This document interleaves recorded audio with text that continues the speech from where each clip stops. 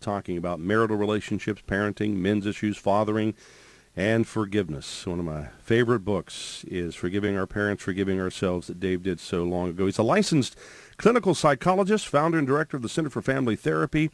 Dave and his sweet wife, Jan, they oversee a Promise Kept Ministries. They've written together some 30 books, including, again, Forgiving the Unforgivable and When Couples Pray Together. Most recently, they've co-authored the Book of Life Recovery with our mutual friend Steve Arterburn. And Steve and I and Dave, we did radio years before. Dave, you and I did radio even before that, the Old Men with Meyer Clinic radio show, and just saw you in Branson. You're looking better than ever. Dave, say hello to our audience, and how are you, good friend? Hey, good to be here, and good to be with you, and good to reminisce there. We go back in the probably 30-plus years, don't we? I'm not even 30 years old, Dave. So. No, okay. Well, when you said way back there. long time friend, I was time. thinking, oh, you're aging me, but I'm aged anyway, so that's all right. One of my favorite stories is... well, it is. And one of my favorite stories that, Dave, you can remember is way back when we had a television show that we watched, and we now own them all on DVD, called Dr. Quinn, Medicine Woman. And that was a famous show. We got to go to the set and be on set through some of their filming of the show. And we were videotaping the show, and husband Jim messed up and didn't set the VCR. My wife was out of town, and she wanted to watch it and cried. So I knew I'm in the Eastern time zone. I was in Dallas. I was in Central. And I, of all things, had Dave's number, called, talked to Jan, his sweet wife, and said, I know this is crazy, but is there any way? And she popped in a VCR tape, recorded the Dr. Quinn episode, shipped it to me, and I was not in the doghouse. And let me tell you, I owe you big time for that. Oh, so glad we could help. You guys are great folks. And Eric, you're so active in the leadership, Eric, of AACC. Dave, of course, been on our board at AACC, and we're looking forward to a good show with him today, Eric. Amen. Looking great topic. It's a great book. It was good to see you at Branson, Dave. Oh, it was great to be there. Good to see you, Eric. Mm-hmm. Well, let's jump in, Eric, with some questions. All right. I just wanted to say there are a lot of there's a lot of resources, books, teachings, videos out on the subject of recovery. And so, Dave, what do you see that's unique about this particular book, and how's it meant to be used? Well, it's in AAA. Yeah, boy, I got it. How do you stutter on AA and get 3 A's? You have the big book, and the big book is kind of the reference point for people in general recovery. And we have the Life Recovery Bible that Steve and I edited, and has sold over 2 million copies. And so we thought we need a big book for Christian recovery. And AA owns the title Big Book, so we couldn't call it the Big Book of Life Recovery. We just called it the Book of Life Recovery. And it really gives some explanations to each of the 12 steps. There's 4 Bible studies for each step that illustrate the meaning of the step. And then there's about 23 true life stories where people share their journey, and the journey, it goes beyond alcohol and drugs. It deals with eating and gambling and other kinds of addictions, things that are now called process addiction, sex addiction, and those things.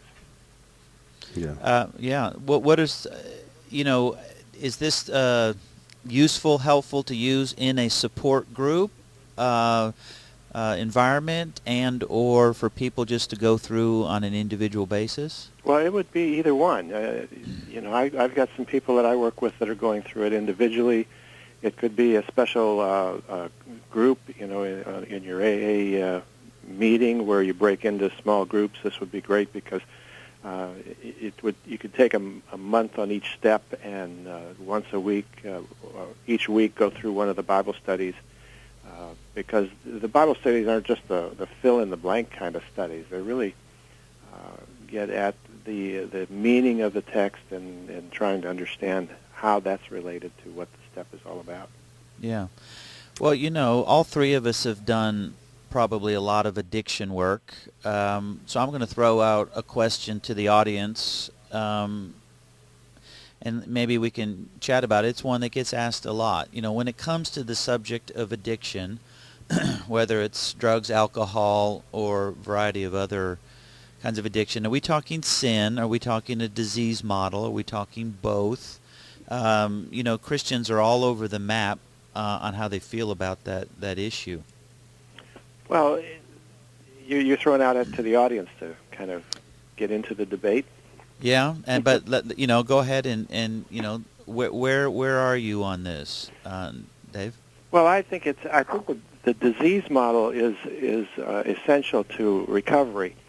I remember years ago when I was a young pastor, and we had a man in the church that was, well, he wasn't in the church, but his family came to church, and he would come occasionally, and he was a known alcoholic. And one evening service, Sunday evening service, he responded to the altar call, and everybody just rejoiced and thought, no more problem here.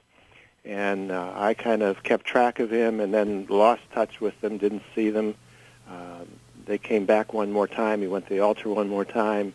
And then by 6 months, they were gone. I saw his wife at the grocery store and had checked up on him, and she said he's doing great. He got into AA. And that was a new experience for me. I had no reference point for AA and understanding it. Now, the sin model really is very limited in its effectiveness for recovery because it doesn't get at the addiction, at the disease part of the addiction, whereas the disease model gets at that and comes up with a plan to deal with that.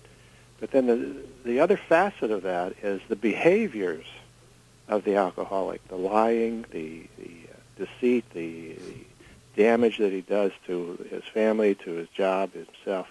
Those are all sinful behaviors and have to be dealt with. And a lot of times the opposition to the disease model says, well, that lets them off the hook, and there's no responsibility. But if you understand the steps, and especially the fourth step and the intensity that requires, and then from the fifth step on through the 10th step, the continuing process of that, you're dealing with the sin issue, and we all have that. And that's why anybody can benefit from working through the 12 steps. Yeah, let me give our number real quick, too, 888-589-8840, 888-589-8840. If you yourself have been in what we call recovery, from any addiction, chemical dependency, a process addiction, maybe it's gambling, some of you in what we call sexual addiction, that sense of seeing even in the news that more stories come out, and even if it doesn't meet, quote, some criteria for addiction, the General Petraeus story, other stories that come out of why would someone who fundamentally can be a good person do these things more than just choice? We want to talk with you about that. You may have been in one of the fellowships like AA, Codependence Anonymous. It might be in Sex Addicts Anonymous. It might be in Adult Children of Alcoholics. We could go on. Some of you say, I go to those fellowships. Jesus Christ is my higher power. And you say, I can go in there and I've worked through the 12 steps with the sponsor. We'd like to hear some of your stories. And if not, then you say, here's someone in my life that seems to have an addiction or certainly a problem with this issue. I'd like to be able to get some help to help them, to see them in recovery. And think of recovery as recovering, getting back, recovering the original life that God planned for me to live and who I really am. We'll talk with you today about that at 888-589-8840. I see a line open. You can grab that. 888-589-8840. Dr. Eric Scalise is with us. Our good friend Dr. David Stoop is in the house, and I'm Jim Kress. More in just a moment. You're listening to Turn It Around Radio live here on AFR Talk.